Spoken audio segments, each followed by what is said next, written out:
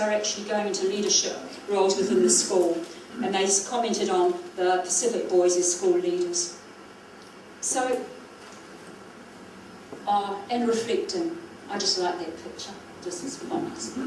And there's the Tanata Pacifica Festival at the Wellington Opera House. So, as I said, the theme of the study was new connections. So, how were these boys connecting apart from to each other and to the club? And this was something which happened last year, just happened to be in this research year. Their new connections, there was a big Sing Choral Festival held in Wellington, and it's held all around New Zealand.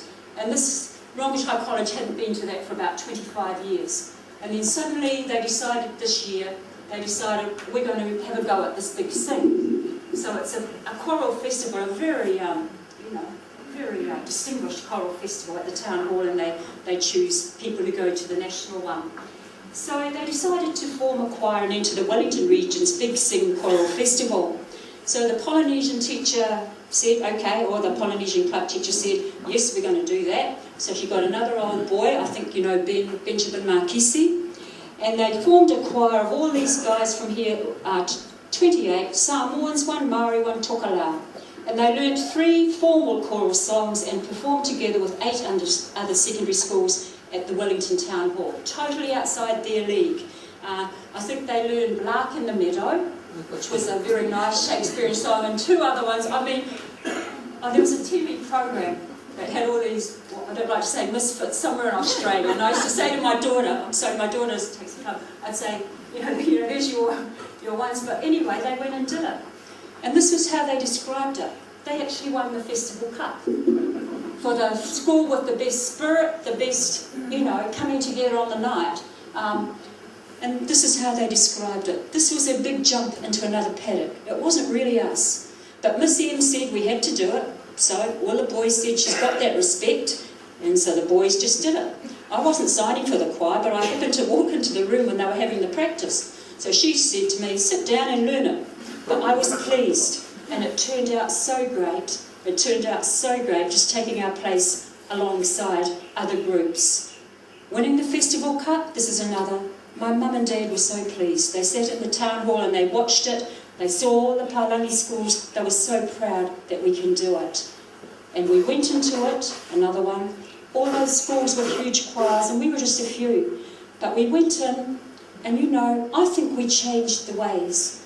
We didn't sing their songs, we sang our songs, and we did it our way. We challenged the mainstream. That was our strength.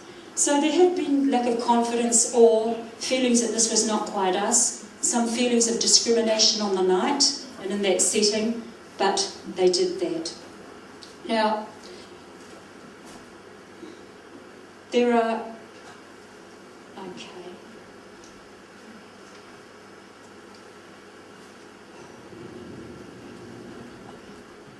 Two things which to me were a wee bit of, no, I won't say they're a concern, but I've got 5 minutes, so I'm going to, 2 things.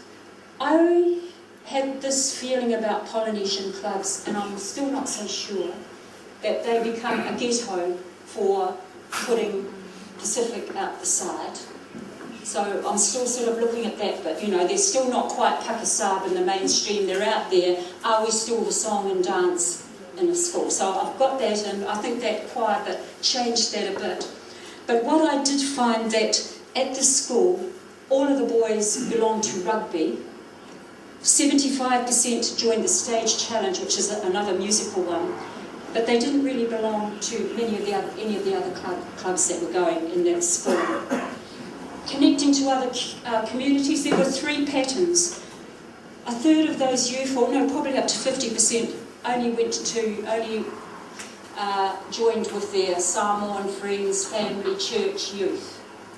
There were a middle lot, probably 5%, who said they could go anywhere and they felt comfortable and they were great. The other percentage, a very small percentage again, included a student who had very strong affiliations with a Maori gang and spent most of his time with them, and another whose main friendships were with the Crump community around town, which he seemed to go to every night and stay as long as he liked. And so he spoke very knowledgeably about the influence of African youth culture on Pacific youth in New Zealand. But that particular group, and it might be just coincident, were not doing very well at school at all, and each was living with other family members because for various reasons their parents had gone to Samoa. So they seem to be a more vulnerable group. I'm going to look... Okay, so I've come through and looked at all those sorts of benefits, and then I talked to the school principal and I said, well, I know it's sensitive data, but is there any way of disaggregating the data by students who are in the Poly Club and Pacific students who are not in the Poly Club, and to see if there are any differences? Okay, so now we're looking at educational achievements or spin-offs. And when he did that, education-related benefits. Okay, the absences for the boys in the Polynesian Club were 20% fewer than those who did not belong to the club. So at least it was quite a significant margin. They were actually getting kids into school rather than out of school. Second, the number and the level of the NCA credits being taken by the boys in the club were higher level and more compared with those who were not in the club. And finally, in terms of literacy and numeracy, they were also significantly better. Now, I know there are a whole lot of other factors which would impact on that, but that final cut seemed to me to just, try to add that next thing of importance of the Polynesian Club and participation and all the things it means to people in actually getting to educational achievement. I've got...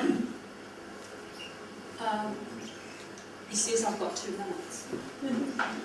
So I've talked about the front of the house, which is the boys and all their beauty and their discipline and their sticking to task. And what was the back of the house like? And for most of you who've worked in New Zealand, you know that the back of the house is pretty grim for Pacific teachers, for Pacific staff, for Pacific anything in any group. And so I won't say the load because they took it as a challenge and they loved it and they see it as part of their role.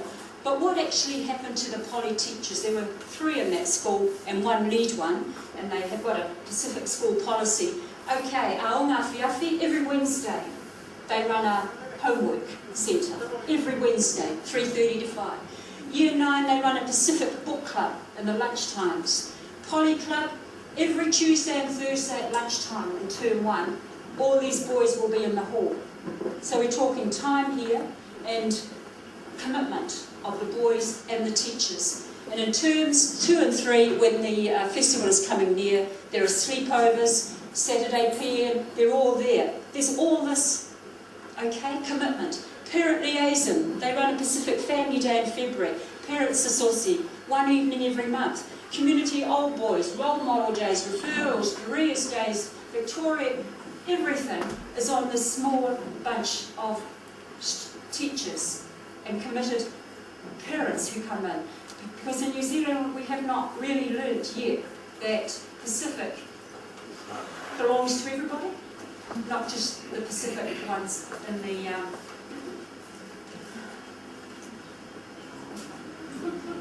So I've got a whole lot of... I'm just going to say one thing. Is that all right?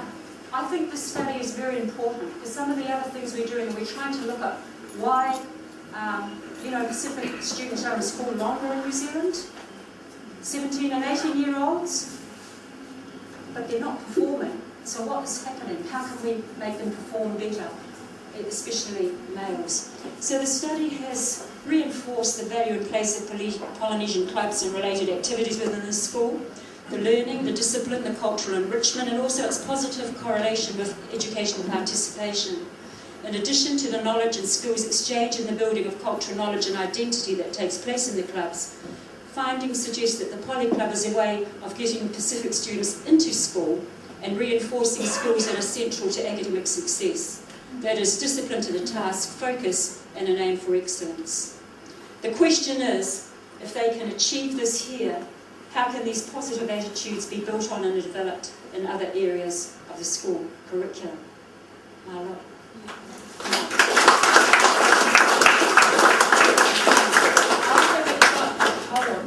A poet like Albert, not that good with words, first went to a Polynesian club in New Zealand when I was young, I learnt my first Cook Island song. So if you'd all like to stand. And you all know it. Nā pua riki te wakaoru, te te mai nei awaiki e. Nā pua riki te wakaoru, te te mai nei awaiki e. We can all cut our waka.